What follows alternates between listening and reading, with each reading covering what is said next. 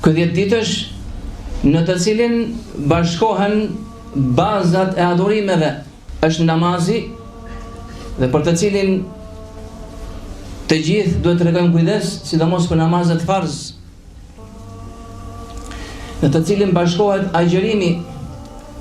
Pra në këtë 10 ditësh mund të agjërohen në ditët e para, sepse dita e 10 është dita e Kurban Bayramit që nuk agjërohet, ndërsa dita e 9 është dita e Arafatit që është shumë e pëlqyer të agjërohet. Po kështu është zekati apo sadakaja.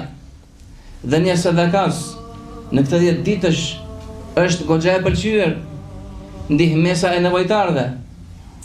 Po kështu bamirësia në përgjithësi, mbajtja e lidhjeve parafisnore. Pra, kemi namazet, kemi sadakan, kemi agjërimin, dhe po kështu është kryerja e haxhit, i cili është prej shtyllave të Islamit, i cili është një prej shtyllave të Islamit, dhe që çdo besimtar dhe besimtare duhet ta kryejë një herë në jetë të paktën, nëse ka mundësinë materiale dhe fizike ta kryejë atë. Por që nuk janë të paktë ata besimtarë dhe besimtare të cilët e lënë dhe shtyn kryerjen e haxhit, dhe nëse kanë mundësinë fizike apo atë materiale.